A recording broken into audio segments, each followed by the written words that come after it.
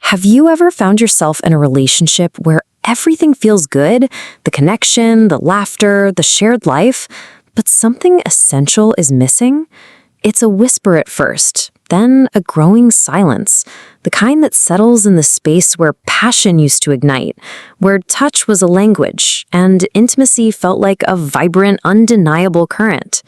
You look at your partner, you love them deeply, but the spark, the fire, the very sexual thread that wove you together seems to have frayed, perhaps even broken. Welcome to Love Threads, your guide to understanding the intricate world of modern connection. Today we pull at a particularly delicate yet profoundly impactful string in the tapestry of modern connection, the sexual disconnect. Ever feel like modern love is less a romantic ideal and more a complex algorithm, constantly recalculating as you navigate endless data points? Like you're caught in a perpetual loop of choices, trying to find a connection that actually sticks in a world buzzing with alternatives. This is where we dive in. At Love Threads, we don't just talk about relationships, we deconstruct them. We blend authentic, grounded insights with robust, evidence-based psychology, giving you the real intelligence on why we connect, why we sometimes misstep, and how to truly thrive when love feels like a constantly shifting landscape. The central dilemma we're tackling today is the quiet, often agonizing reality of waning sexual intimacy within long-term relationships. This isn't about a fleeting dry spell. It's about the deep-seated challenge couples face when the physical spark diminishes, leaving a significant void that's difficult to acknowledge, let alone address. Think of it like a beautiful, intricate dance where the music has slowly faded, leaving partners unsure of their next steps. We'll explore how couples, despite their love and commitment, become trapped in cycles of unspoken longing and subtle avoidance, leading to a profound sense of emotional and physical distance. We'll dive into the psychological insights that explain why desire fluctuates, why conversations about intimacy feel so fraught, and how our fundamental attachment styles and communication patterns silently shape our most vulnerable connections.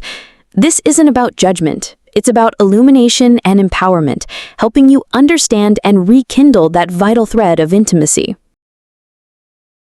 Imagine a couple. Let's call them the architects of routine. They built a beautiful life together, brick by brick, a comfortable home, successful careers, a shared love for quiet evenings and weekend hikes. Their days flow with effortless synchronicity, a testament to years of companionship. Yet, as the sun sets and the day's demands recede, a palpable distance emerges in the bedroom. It's not animosity, not even boredom, but a pervasive, unacknowledged absence. One partner might initiate with a gentle touch, only to be met with a subtle deflection, a tired sigh, or a swift change of topic. The other might interpret this as rejection, internalizing it as a personal failing, leading to a self-fulfilling prophecy where attempts become rarer and the silence grows louder. They love each other profoundly, but the physical manifestation of that love, the raw, vulnerable, exhilarating act of sexual intimacy, has become a forgotten language. It's like owning a magnificent grand piano, admiring its beauty, but never daring to play a note. The music, the passion, remains locked within. Then there's the couple we'll call the avoidant dancers. Their relationship is characterized by a comfortable independence, a mutual respect for personal space. On the surface, this seems healthy and mature. They rarely argue, preferring to intellectualize disagreements or simply sidestep them altogether. However, this same pattern of emotional self-sufficiency subtly bleeds into their intimate life. When it comes to discussing sexual needs or desires, there's an unspoken agreement to keep things light, superficial, or more often to not discuss them at all. One partner might yearn for deeper emotional and physical connection, but fears rocking the boat, fearing that expressing vulnerability will expose them to rejection or perceived neediness. The other, perhaps unconsciously, thrives in this less demanding emotional space, interpreting intimacy as a potential loss of autonomy. Their dance is one of subtle avoidance, each step carefully choreographed to maintain a polite distance, leaving a chasm of unfulfilled longing in its wake. Their dynamic is like two ships passing in the night, exchanging friendly waves, but never docking in the same harbor. Finally, consider the couple the echoes of the past. They are deeply devoted, intertwined in every aspect of their lives. Yet their sexual dynamic is fraught with tension, often dissolving into misunderstandings or hurt feelings. Here, the struggle isn't a lack of desire, but a struggle with its expression, often rooted in past experiences or deeply ingrained personal narratives. Perhaps one partner carries the weight of past rejections or body image insecurities, making vulnerability in the bedroom terrifying. Any perceived hesitation or lack of enthusiasm from their partner can trigger old wounds, leading to withdrawal or defensiveness. The other, unaware of the depth of these scars, might become frustrated by the perceived lack of engagement, feeling unloved or unwanted. Their attempts at connection become a minefield, each step carefully placed, yet often detonating an unintended emotional explosion. Their story is like trying to build a new bridge when the foundation is still shaking from an old earthquake. The effort is there, but the ground beneath them feels unstable. These stories, while distinct, share a common thread: the silence, the assumptions, the unspoken fears that erode the very foundation of sexual intimacy. Deeper dive into sexual roots. At its core, sexual disconnect isn't merely about the absence of physical acts. It's often a symptom of deeper psychological currents at play, currents that shape how we desire, how we communicate, and how we attach. Let's begin with the enigmatic nature of desire itself. It's not a switch you can simply flip on demand, especially in the context of a long-term relationship. Initial attraction often operates on what we might call spontaneous desire, an almost involuntary, instinctual pull. But as relationships mature, desire often transforms into responsive desire. This isn't about immediate arousal, it's about the capacity to be drawn in by your partner's initiation, to respond to their bids for connection, even if the initial spark isn't instantaneous. The architects of routine, for instance, might be waiting for that spontaneous spark that rarely comes, overlooking the opportunity to cultivate responsive desire. They might assume that if desire isn't blazing hot, it's dead, when in reality, it simply needs a different kind of tending. It's like expecting a seasoned chef to always be inspired by a fancy new ingredient. Sometimes the magic happens in the familiar kitchen, by consciously choosing to create something beautiful with what's already there. The complexity deepens when we consider that desire thrives on a delicate balance of connection and separateness. Too much fusion, too much sameness can ironically stifle desire. When two people become too enmeshed, losing their individual sense of self, the erotic tension often dissipates. There's no longer the intriguing other to discover, to pursue. The thrill of the chase, even within a committed relationship, lies in the slight mystery, the acknowledgement that your partner is still a separate, autonomous being with their own inner world. When partners become mirror images of each other, desire often takes a backseat to comfort and predictability. Now let's talk about communication, or rather, the profound lack of it when it comes to intimacy. For many, talking about sex is harder than talking about finances or even infidelity. This reluctance stems from deep-seated societal taboos, personal shame, and the fear of vulnerability. We often assume our partners should simply know what we want, or worse, that explicitly stating our desires makes us demanding or unappealing. The avoidant dancers exemplify this perfectly. Their avoidance of difficult conversations, while seemingly maintaining peace, creates a vacuum where sexual needs wither. When we don't articulate our desires, we leave our partners guessing, and often, their guesses fall short. This silence creates a breeding ground for assumptions and misunderstandings. It's like trying to navigate a dense fog without a compass. You might be moving, but you're unlikely to reach your desired destination. Open, honest communication about sex requires courage, a willingness to be seen in your most vulnerable state, and a shared commitment to understanding. Underpinning these dynamics is the profound influence of attachment theory. Our earliest experiences with caregivers shape our fundamental beliefs about ourselves, others, and relationships, creating ingrained attachment styles. These styles dictate how we seek or avoid closeness, how we manage anxiety and relationships, and how we express our needs. For instance, someone with an avoidant attachment style, like one of the avoidant dancers, might unconsciously equate intimacy with a loss of independence. They might crave connection, but feel overwhelmed or suffocated by too much closeness. Their coping mechanism is often to distance themselves, emotionally or physically, when things get too intense. In the bedroom, this can manifest as difficulty with deep vulnerability, a discomfort with prolonged touch, or a tendency to create emotional distance to regain a sense of control. This isn't a deliberate rejection of their partner, it's an automatic, often unconscious response to perceived engulfment.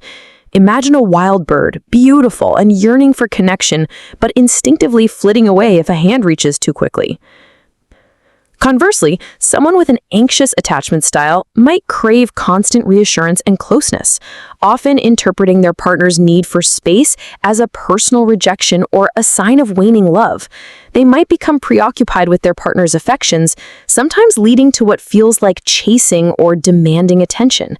In the context of sexual intimacy, they might initiate frequently as a way to seek validation, or they might struggle with vulnerability if they fear their partner isn't fully present or responsive. Their fear of abandonment can make them hyper-vigilant to perceive slights, turning intimate moments into tests rather than expressions of love. Think of a child who constantly pulls at their parent's shirt, not because they're naughty, but because they're unsure if their parent is truly there. And then there's the secure attachment style, which isn't an absence of problems, but a greater capacity to navigate them. Individuals with secure attachment tend to feel comfortable with both intimacy and independence. They can express their needs clearly, offer comfort, and manage conflict constructively. They understand that fluctuations in desire are normal and can approach conversations about intimacy with openness and less defensiveness. The couple, the echoes of the past, often grapples with how past relational wounds, perhaps from their own childhoods or previous romantic experiences, intersect with their attachment styles. If one partner has deep-seated fears of inadequacy or rejection rooted in an insecure attachment, only slight misstep in the bedroom can echo those old wounds, triggering intense emotional reactions that shut down intimacy. It's like trying to walk across a seemingly stable bridge, but every creak or wobble brings back the memory of a past collapse. Furthermore, we often carry unspoken ego stories into our relationships, narratives about who we are, what we deserve, and what intimacy means. These stories are shaped by our upbringing, cultural messages, and personal experiences. If your ego story tells you that you must always be the desired one, or that expressing sexual needs is unladylike or unmanly, it will profoundly impact your ability to engage authentically in sexual intimacy. These stories are not facts, but deeply ingrained beliefs that dictate our reactions and shape our expectations. Rewriting the narrative. Strategies. So, how do we begin to rewrite these narratives? How do we rekindle desire, foster authentic communication, and create a secure foundation for intimacy when the threads have become tangled? It starts with intention, courage, and a willingness to understand both yourself and your partner on a deeper level. 1. Reframe desire from spontaneous to responsive and cultivated. Stop waiting for desire to strike like lightning. For many long-term relationships, it becomes a choice, an invitation. Recognize that responsive desire is just as valid and often more sustainable.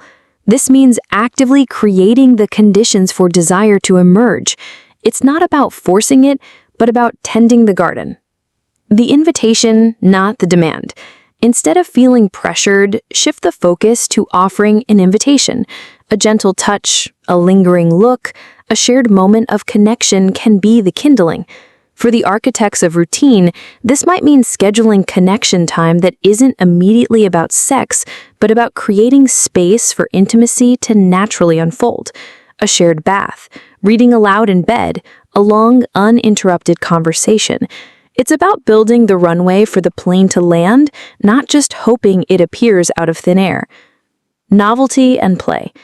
Desire thrives on novelty. This doesn't mean changing partners. It means injecting newness into the relationship, trying new experiences together outside the bedroom, a new hobby, a spontaneous weekend trip, even simply varying your routine. When you step out of your comfort zone together, you tap into a different energy, a sense of shared adventure that can reignite attraction. Think of it like trying a new restaurant. Even if your favorite dish is still on the menu, exploring something new adds flavor to the experience. Embrace separateness. As counterintuitive as it sounds, a little distance can fan the flames of desire. When you have your own interests, your own friends, your own space, you return to your partner as a more interesting, renewed individual. This allows for that otherness to reemerge, fueling curiosity and longing.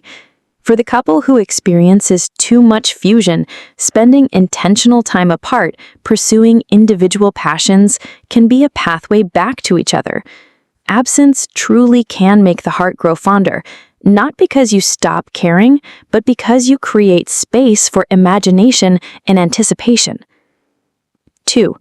Master the art of vulnerable communication.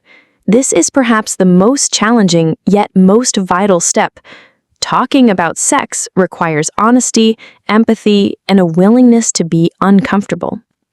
Create a safe space. Choose a calm, uninterrupted moment to talk. Avoid discussing sex when you're in bed, stressed, or angry. Make it clear that this isn't about blame, but about shared understanding and improvement. For the avoidant dancers, this means actively setting aside time, maybe over coffee or during a walk, to initiate these sensitive conversations, rather than hoping they'll just happen. Use I statements.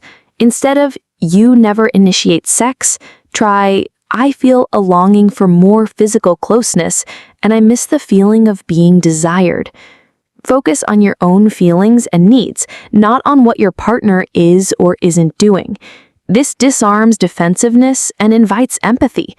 It's like saying, "I'm feeling cold. Could we turn up the heat?" instead of, "You always leave the window open." Be specific, but start small. Instead of vague complaints, try to identify what you do want. "I'd love for us to cuddle more in the evenings," or "I really enjoy it when we have a passionate kiss before bed." But don't overwhelm. Start with small, manageable requests and build from there. Think of it like painting a masterpiece. You start with a single brushstroke, not the whole canvas at once. Practice active listening. Listen not just to respond, but to understand. Ask open-ended questions like, "What makes you feel most connected to me physically?" Or, "What does intimacy mean to you right now?" Validate their feelings even if you don't fully agree. "I hear that you've been feeling stressed, and that impacts your desire." This builds trust and encourages more open sharing. Embrace the messy talk. It won't always be smooth. There will be awkward silences, fumbled words, perhaps even tears. But leaning into that discomfort is where growth happens. It's like learning a new dance. You'll step on each other's toes sometimes, but with practice, the rhythm emerges.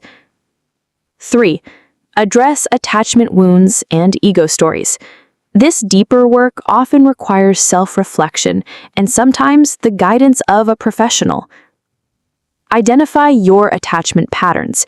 Begin to observe how you react in moments of perceived closeness or distance. Do you tend to pull away when things get too intense? Do you become anxious when your partner needs space? Understanding your own patterns and those of your partner can illuminate why certain dynamics play out. For the echoes of the past, recognizing how old wounds or fears of abandonment or engulfment are triggered is the first step towards healing.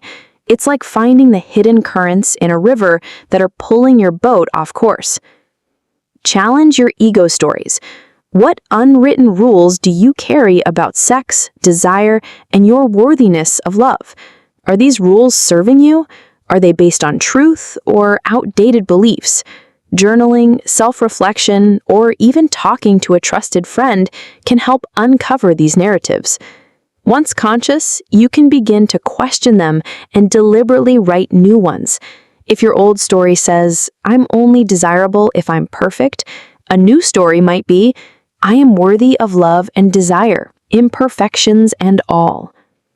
Reparenting for secure attachment. While we can't change our past, we can reparent ourselves.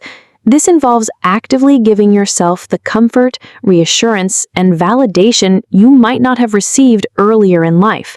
It also means choosing to show up for your partner in a way that helps them feel more secure, even if it feels uncomfortable at first. For instance, if you have an avoidant tendency, consciously choosing to lean into a moment of vulnerability, even when it feels scary, can start to rewire those old patterns. The family constellation of intimacy. Figuratively, imagine that your approach to intimacy is influenced by the constellation of your family of origin. Were emotions openly expressed or suppressed? Was physical affection abundant or scarce? Without blaming your past, understanding these patterns can help you see where your own sexual script might have originated.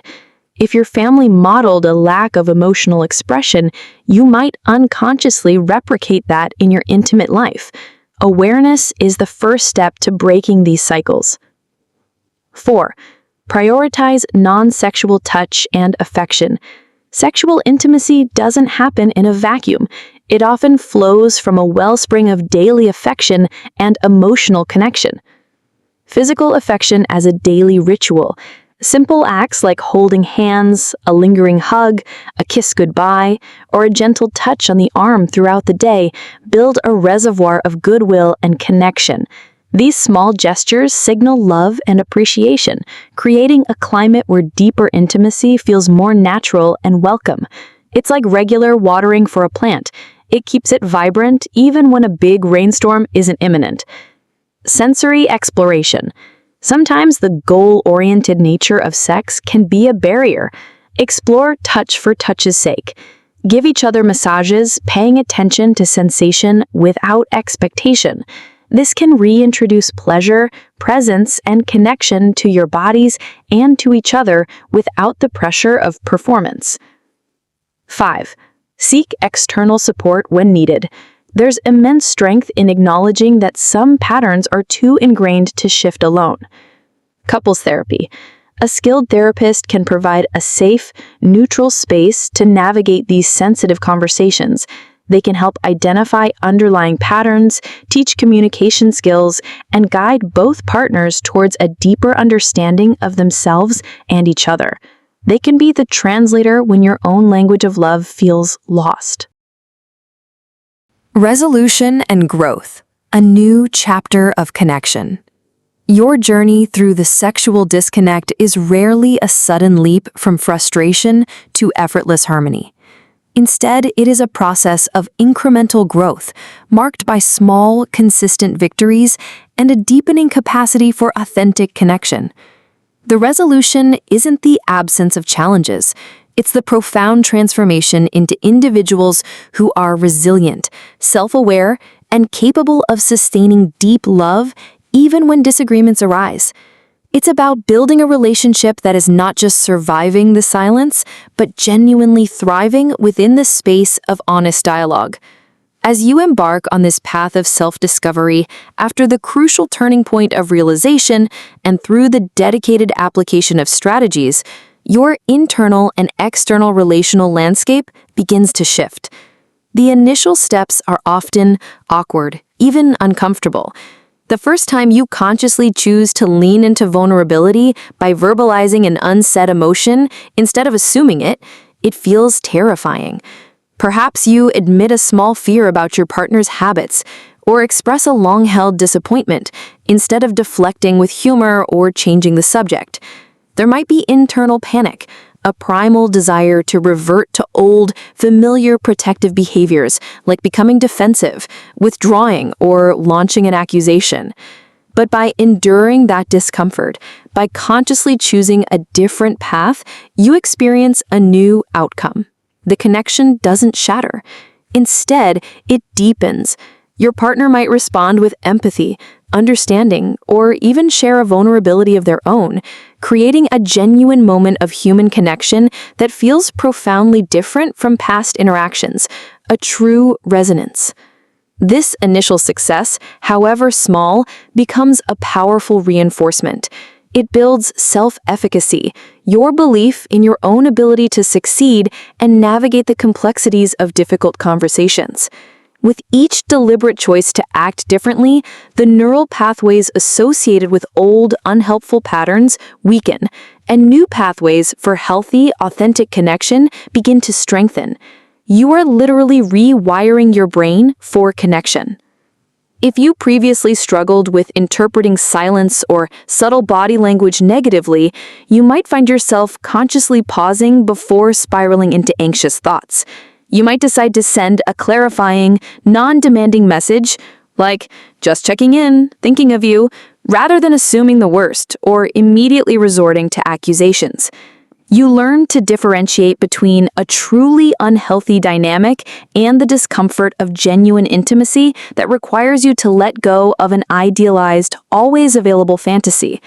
This often leads to a surprising discovery: that human connection, with all its beautiful imperfections, occasional silences, and independent moments, is far more fulfilling and resilient than a rigid need for constant and instant updates. You begin to appreciate the richness of real people, rather than rejecting them for not fitting an impossibly perfect communication mold. Similarly, if you previously manufactured conflict or withdrew when feeling overwhelmed by closeness, you begin to learn to regulate your own internal anxiety. Instead of lashing out when feeling overwhelmed by emotional intimacy during a conversation, you might use techniques like taking a brief time out. "I'm feeling a bit overwhelmed right now. Can we pause for a minute and come back to this?" Or articulating your internal state. "I'm feeling a bit triggered right now, and I need a moment to process what you said." You learn to practice active listening when your partner expresses a need, rather than immediately defending yourself. This doesn't mean conflict disappears entirely. Healthy relationships, like all relationships, have disagreements. But the conflict becomes an opportunity for growth and deeper understanding, rather than a self-destructive escape hatch. You learn that navigating discomfort and working through challenges can actually strengthen the bond rather than break it, instilling a profound sense of shared resilience. Critically, your relational blueprints begin to be rewritten. The ingrained belief that conflict is dangerous, my needs aren't important, or I must earn love through silence starts to be challenged by lived positive experience. You learn that being authentic doesn't necessarily lead to abandonment, and that healthy interdependence allows for both profound connection and robust individual autonomy. You begin to trust yourself to navigate vulnerability, and in turn, trust that some partners are capable of reciprocal care, consistent effort, and deep respect. This is a monumental shift from a scarcity mindset to one of relational abundance. The tangible shift and resolution and growth becomes evident in several key areas. Internal emotional state. There's a noticeable reduction in the pervasive anxiety surrounding intimacy and difficult conversations.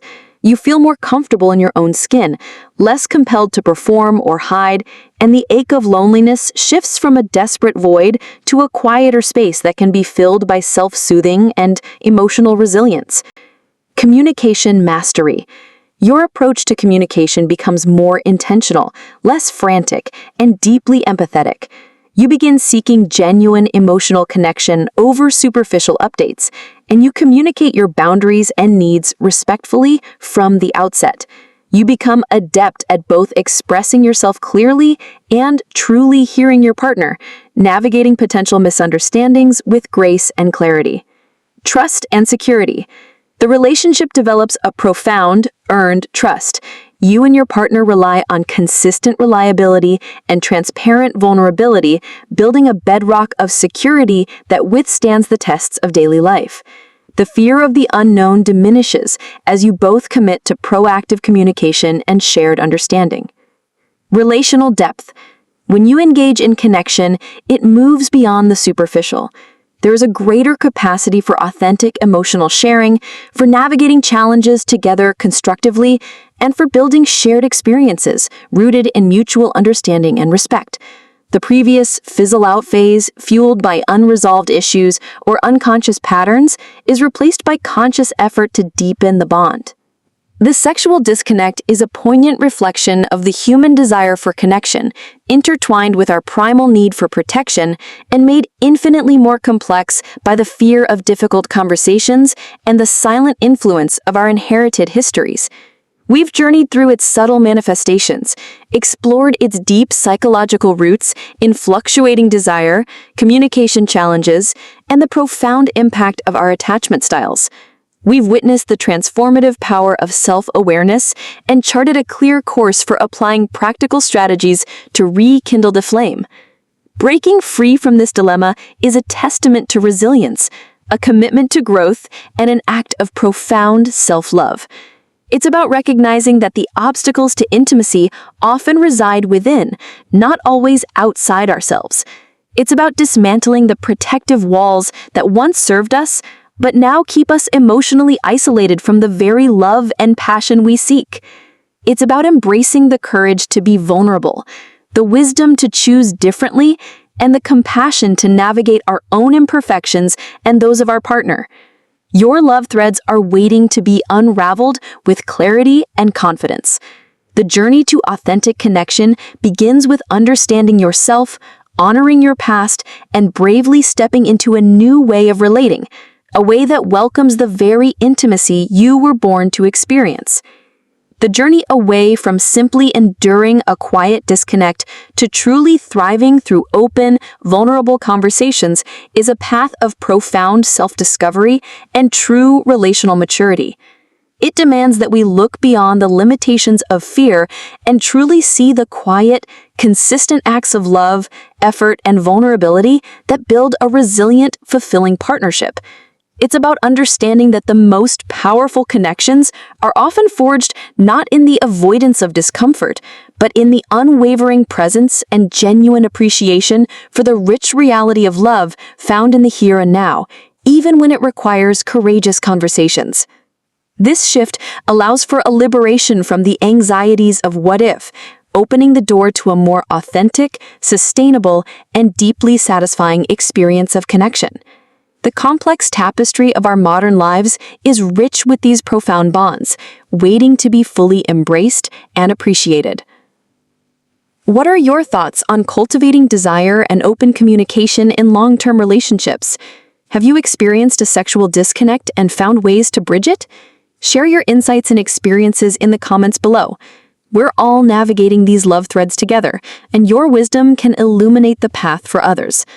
If this deep dive into the nature of sexual disconnect resonated with you, and if you're ready to continue unraveling the intricate threads of modern connection, then subscribe to Love Threads. Join our community for more insights, clarity, and a fresh perspective on navigating your own path to meaningful relationships. Don't miss out on future episodes. Hit that subscribe button.